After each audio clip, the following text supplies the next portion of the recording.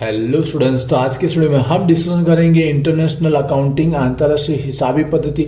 आज हम इस सब्जेक्ट का कंप्लीट डिस्कशन करने वाले। तो इस सब्जेक्ट की प्रिपरेशन स्टार्ट करने से पहले आज का वीडियो प्लीज एंटर जरूर देखिएगा। सबसे पहले जो ऐसे राइटिंग का जो पेपर होने वाला वो किस पेपर पैटर्न के अकॉर्डिंग 70 मार्क के हिसाब से पूछा जाएगा उसको लेकर बात करेंगे, क्योंकि ऐसे राइटिंग का पेपर पैटर्न थोड़ा अलग ढंग से पूछा जाता है। उसके अंदर हर एक क्वेश्चन की मार्किंग भी अलग ढंग से पूछी जाती है, तो उसको ध्यान से अच्छे से समझेंगे। और इस बार की एग्जाम के अंदर कौन सी स्ट्रेटजी के अकॉर्डिंग हमको तैयारी करनी चाहिए, जैसे ऐसे राइटिंग का पेपर कम से कम टाइम में 1 डे के अंदर ही हम अच्छे से रेडी कर पाएंगे। और इस बार की एग्जाम के लिए हर एक यूनिट में से कौन कौन से एमपी क्वेश्चन निकलेंगे उसको भी हम आज की वीडियो में डिस्कशन करेंगे। तो ये वीडियो आपके लिए कंप्लीट यूजफुल रहने वाला है, इसलिए इस वीडियो को एंड तक देखिएगा। कोई क्वेरी तो मुझे कमेंट कीजिएगा। तो चलिए स्टार्ट करते हैं, पेपर पैटर्न की बात कर लेते हैं। तो हमारी जो एग्जाम है वो 70 मार्क की हो रही है और 2.5 आवर टाइमिंग के साथ हो रही है। तो ऐसे राइटिंग है तो उसका पेपर पैटर्न आपकी एग्जाम में 4 क्वेश्चन में कन्वर्ट किया जाएगा। 4 क्वेश्चन में कन्वर्ट किया जाएगा। हर एक यूनिट में से एक एक क्वेश्चन बनने वाला है। हमारे पास 4 यूनिट आप जानते हैं, तो एक एक यूनिट में से एक एक क्वेश्चन कंप्लीट बनने वाला है, जिस तरह से हमारे 4 यूनिट के 4 क्वेश्चन रेडी हो जाएंगे। ठीक है, अगर मार्किंग की अगर मैं बात करूँ ध्यान से समझिएगा, 70 मार्क को कवर कैसे करेगा, क्योंकि यहाँ पर 98% जो मैं बोल रहा हूँ मेरे एक्सपीरियंस के बेस पर वैसा ही होगा। बाई चांस कुछ चेंज होना तो हो सकता है कि एक एक जो 4 क्वेश्चन है ना, उसमें फर्स्ट क्वेश्चन जो रहेगा वो सेकंड क्वेश्चन के ऑप्शन में रहेगा, थर्ड क्वेश्चन जो रहेगा वो फोर्थ के ऑप्शन में रहेगा। ऐसा ही होने के चांसेस 98% है। बाई चांस कुछ चेंज हुआ तो हम एग्जाम में देख लेंगे, समझ लेंगे उसको, उसके हिसाब से आप लोग राइट डाउन कर लेना। फर्स्ट के ऑप्शन में सेकंड, थर्ड के ऑप्शन में फोर्थ। अगर ऐसे भी नंबर दे सकते हो, 1 से 4 ना देकर फर्स्ट क्वेश्चन के ऑप्शन में फर्स्ट ऐसा भी नंबर डाल सकते हो, सेकंड के क्वेश्चन के अंदर सेकंड। ठीक है, इस तरह से आप समझ जाओगे। मोस्ट ऑफ इस तरह से लिखा रहता है। तो ये फर्स्ट में से इन दोनों में से कोई एक करो, सेकंड इन दोनों में से एक करो, क्योंकि मार्किंग जो रहता है ना वो 35 रहता है। एक क्वेश्चन का टोटल मार्किंग कितना रहता है, 35 रहता है। तो आपको क्या करना रहता है, इन दोनों में से कोई एक लिखो और इन दोनों में से कोई एक लिखो, जिससे 35 पेपर के 70 मार्क क्या हो जाएंगे, कवर हो जाएंगे। तो इस तरह से कुछ पेपर पैटर्न और मार्किंग रहने वाला है। मोस्ट ऑफ यही होने के चांसेस है कि फर्स्ट के ऑप्शन में फर्स्ट, इसका मतलब डायरेक्ट समझ गए कि फर्स्ट यूनिट के ऑप्शन में सेकंड यूनिट पूरा पूछा जाएगा और थर्ड यूनिट के ऑप्शन में फोर्थ पूछा जाएगा।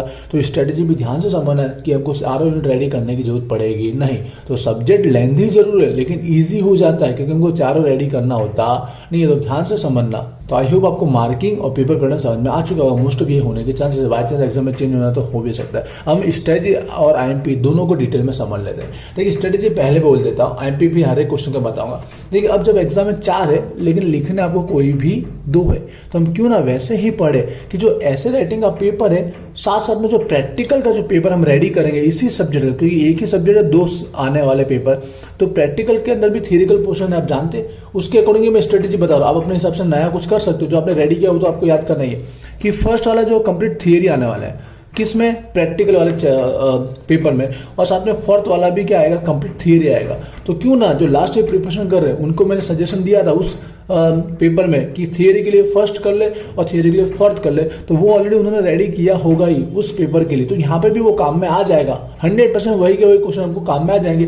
तो स्ट्रेटेजी ऐसे रख सकते हैं लास्ट यूनिट वाले कि पहला यूनिट कंप्लीट कर ले, ठीक है, और चौथा यूनिट कंप्लीट कर ले तो उनका काम हो जाएगा। समझ गए होंगे क्यों ऐसा बोल रहे, क्योंकि हम प्रैक्टिकल में भी यही थियरी कर रहे हैं और हमारे इस ऐसे राइटिंग में भी ये थियरी हमारा कन्वर्ट हो जाएगा। तो एक ही बार की तैयारी में 2 पेपर हो जाएंगे। तो ऐसी स्ट्रेटजी रख सकते हैं। लेकिन रेगुलर स्टूडेंट्स जिसने तैयारी की है सेकंड और थर्ड की भी उन्होंने थियरी पढ़ी, तो रिवीजन जरूर करना। उस पेपर के लिए पढ़ा होगा तो इसके लिए भी उसको रिवीजन करना, उसको इग्नोर नहीं करना। आईएमपी में 4 के बताऊंगा, ठीक है, बट स्ट्रेटेजी समझ गए होंगे। आई होप क्लियर होगा स्ट्रेटेजी के अकॉर्डिंग मैं क्यों बता रहा हूँ। ठीक है, अब हम लोग आ जाते हैं आईएमपी क्वेश्चन के ऊपर। ठीक है, तो आईएमपी क्वेश्चन समझिएगा, एक ही यूनिट का मैं दे रहा हूँ। और मोस्ट ऑफ जो मैंने फर्स्ट पेपर के लिए जो दिया उसके लिए ये आईएमपी रहने वाली है, वो पुरानी वाली भी इसमें रहेगी और कुछ नवा ऐड भी करूंगा। क्वेश्चन कैसे पूछे जाते हैं एक बार मैं बता देना चाहता हूँ। पिछले में पेपर यहाँ पर है इंग्लिश वाले में, लेकिन गुजराती वाले समझ जाएंगे। जैसे कि ऐसे राइटिंग ये समझो, तो यहाँ पर आपको 35 के 3 से 4 क्वेश्चन टॉपिक होते हैं। टॉपिक 3 से 4 होते हैं, मतलब समझो पूरा चैप्टर ही पूछ लिया जाता है। मोस्ट इंपॉर्टेंट एक तो आपको डेफिनेशन पूछा जाता है कि किसे क्या कहता है, ठीक है।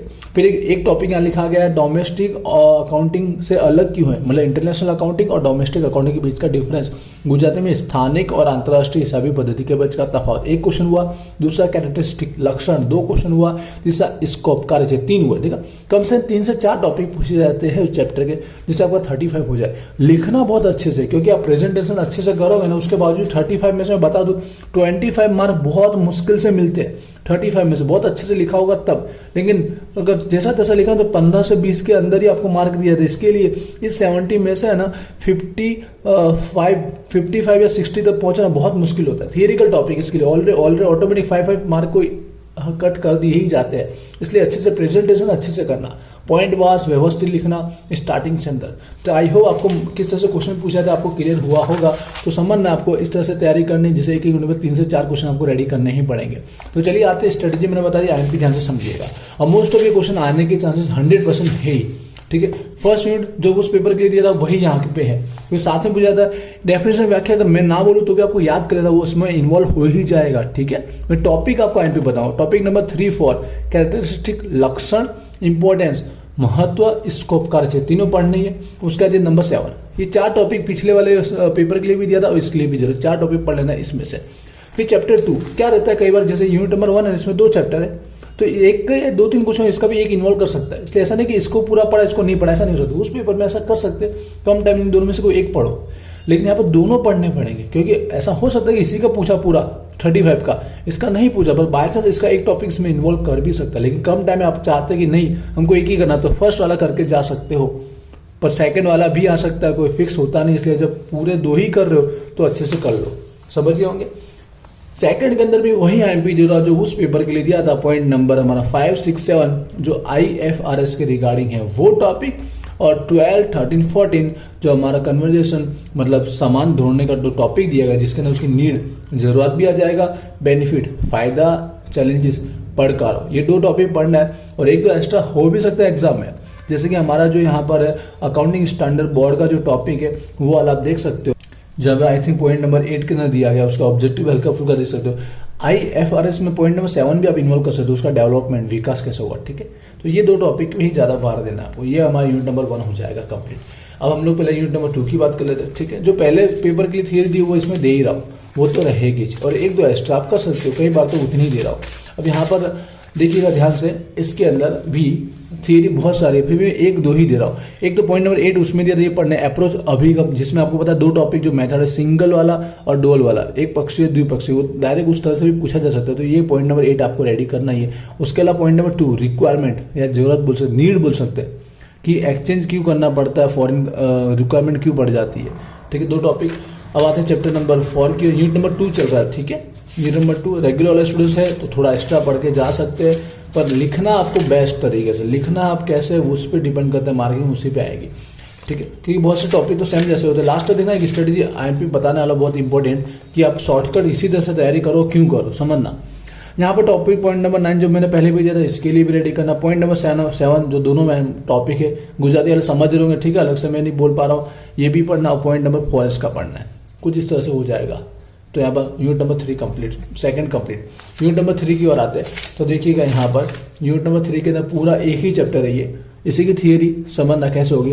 देखो इसमें फिक्स है कि मीनिंग तो दोनों के पढ़ने ही है, दोनों टॉपिक के दोनों मेथड है, जो संयोजन वाला, कॉम्बिनेशन और हमारा कॉन्सोलिडेशन एकत्रीकरण, और दोनों की मेथड पढ़नी। क्या पढ़ना? मेथड। तो इसकी मेथड एमालगमेशन, दोनों मेथड, मर्जर और परचेस, इसको दूसरे शब्दों में बोला जा सकता है। विलीनीकरण खरीदी है, पर इंग्लिश में और गुजराती में आपको पता है पूलिंग ऑफ इंटरेस्ट, इस तरह से भी बोला जा सकता है। बात एक ही है, लिखना वही है। इसकी मेथड ये, और यहाँ पर इस कॉन्सोलिडेशन की टेक्निक जो मेथड दिया गया पॉइंट नंबर 6 के अंदर दिखा रहा हूं आपको, दोनों के मेथड है। और यही पूछा था, और कोई क्वेश्चन होगा बोले तो पूरा चैप्टर हो गया, तो वो दोनों साथ में ही पूछा था एग्जाम के अंदर, अलग नहीं होता है। यहाँ पर इसकी मेथड कंसोलिडेशन जो एकत्रीकरण की जो मेथड है ना, वो पूछी जाती है। यहाँ पर ये मेथड टेक्निक्स, ये तीनों एग्जाम में इसकी मेथड और उसकी मेथड, दोनों टॉपिक के मेथड पूछे जाते हैं, और साथ में मीनिंग लिखना रहता है, कंपलसरी है, ठीक है। और ऑब्जेक्टिव ऊपर से देख ही चलेगा। अब बोलोगे पूरा चैप्टर हो गया, क्या करे, वो एक साथ में 35 है, तो ये कम से कम थियरी पूछी जाती है। फिक्स है कि ये आएगा ही, फिक्स है कि ये होगा ही। अब आते हैं हम लोग लास्ट यूनिट की ओर, जो नया इन्वॉल्व किया गया 2019 के बाद, जहाँ पर पहला चैप्टर जो ट्रांसफर वाला है, प्राइसिंग वाला हमारा, ठीक है, फेर बदली वाला। तो इसमें वही पुरानी थियरी उस पेपर के लिए दिया, वही यहाँ पर दे रहा हूँ, मैं कुछ नया दे ही नहीं रहा हूँ। जो पहले पेपर था वही था, इसलिए मैं स्ट्रेटेजी यही बताइए, जिसने थियरी रेडी की है फर्स्ट चैप्टर और 4th की, तो वही रेडी कर लो। पॉइंट नंबर 4 और 5 डेफिनेशन तो पढ़ना है, अप्रोच जो इसके अभिगम है, ठीक है, अंदर मेथड है, और ऑब्जेक्टिव, ये 2 कंपलसरी पढ़ना है। उसके ऊपर अपनी मर्जी से 1-2 देख सकते हो, जो एवोल्यूशन दिया गया अपनी मर्जी से देख सकते हो। तो यहाँ पर ये ट्रांसफर वाला हो जाएगा। फिर लास्ट हमारा जो कर्वेरा की बात है, टैक्सेशन की बात है, तो उसके अंदर 3 टॉपिक, 3 में से 2 कंपलसरी फर्स्ट और सेकंड पढ़ना है। जिसके अंदर डोल वाला जो दिया गया है बेवड़ा कर्वेरा, तो उसके रिगार्डिंग ये टॉपिक यहाँ दिया गया है। इतना ही ना है, क्योंकि इसमें क्या रहेगा, एक क्वेश्चन अगर उसका ट्रांसफर है तो इसका एक क्वेश्चन ऐड करके 35 करेगा। ऐसा नहीं कि ओनली इसी का कंप्लीट 35 हो सकता है, हो भी सकता है, और इसका एक क्वेश्चन इसमें ऐड भी कर सकता है, इसलिए दोनों करने पड़ेंगे। और यहाँ पे भी दोनों करने पड़ेंगे। समझिए, आई होप IMP मैंने सारे के सारे दे दिया, मोस्ट ऑफ जो इसमें दिए थे वही दिए, 1-2 एक्स्ट्रा बाई चांस दिया होगा। अब समझना स्ट्रेटेजी फिक्स कौन से क्वेश्चन उसी चैप्टर के आएंगे। एक ये जो बोला ना मेथड, ठीक है, दोनों की मेथड कंपलसरी आएगी, गारंटेड है, फिक्स है। और इसका ट्रांसफर का जो मैंने बोला, इसके जो अप्रोच मैंने जो बोला वो कंपलसरी आएगा। इंटरनेशनल अकाउंटिंग के अंदर अगर ये चैप्टर का नहीं आया, इस चैप्टर का आया, तो जो मैंने बोला स्कोप की बात की, कैरेक्टरिस्टिक की बात की और डोमेस्टिक वाला कंपलसरी आएगा। कंपलसरी वाले की मैंने बात की, ये होगा ही, ठीक है। और इसलिए मैं बोल रहा हूँ आप अपने हिसाब से चूज करना अच्छे से कि कौन सा चैप्टर आपको रेडी करना है, कि 1 टाइम मेहनत करना है, बार बार नहीं करना है। यूनिट नंबर 1 और 4 तो हर एक को कर ही लेना है, और एक्स्ट्रा अपने लिए ये यूनिट नंबर 2 मतलब 3 वाला भी रेडी करके जा सकते हो। आई होप मैंने सारे IMP स्ट्रेटेजी सबके अकॉर्डिंग बता दिए, रेगुलर और लास्ट टाइम प्रिपरेशन। कुछ कंफ्यूजन रहता है तो मुझे कमेंट कीजिएगा। इंस्टाग्राम पे जरूर फॉलो कीजिएगा, वहाँ पर आपकी एग्जाम रिलेटेड जो भी लेटेस्ट न्यूज़ आती है वो अपडेट की जाती है। एप्लीकेशन विच स्टडी पॉइंट प्ले स्टोर में जाकर डाउनलोड कीजिएगा, उसमें आप हो सके तो कोर्स में ज्वाइन होइएगा। बहुत अच्छे से स्टडी करा दी गई है, ठीक है। मिलते हैं नेक्स्ट वीडियो में। Wish you all the best, thank you.